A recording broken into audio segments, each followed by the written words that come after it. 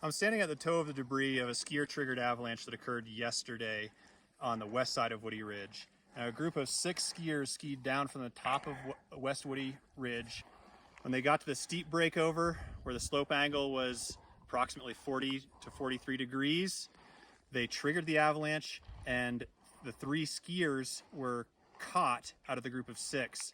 And their partners were in safe zones watching their friends ski. The group was prepared with avalanche beacons, shovel, probe, and they all had airbags, and they had formal avalanche education. That training and the rescue equipment helped them organize an efficient rescue and save lives. Now, the first skier was caught but pinned against a tree and was not buried. The second was swept down, hit a tree, and likely broke some ribs. And the third was carried further down slope, where he was partially buried with his arm sticking out of the snow and part of his airbag. All 3 captured skiers were able to deploy their airbags successfully, and the rescue all occurred within under 5 minutes.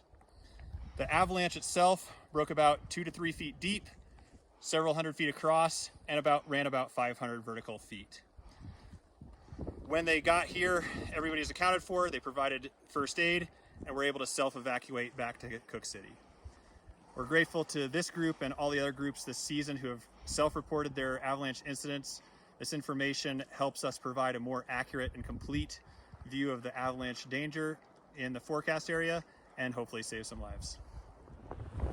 I'm at the crown of a skier-triggered avalanche that happened yesterday on Woody Ridge just south of Cooke City, west-facing slope at 9,600 feet. And this avalanche broke on this really weak, sugary snow that formed in January and early February. And we've been seeing avalanches, both human-triggered and natural, break on this layer for almost 2 months since it was buried. Now yesterday, when this was triggered and the day before, temperatures around here were in the 40s Fahrenheit, and so the snow surface was getting wet and we have this melt freeze crust here. But below that, the snow is still dry. And so this was a dry slab avalanche, and it's a sign that we can still trigger big avalanches on this weak layer, especially on slopes that haven't had meltwater all the way through the snowpack. And on these slopes that are dry right now, when they get warm and water starts to go through there, we could see wet slabs on that layer.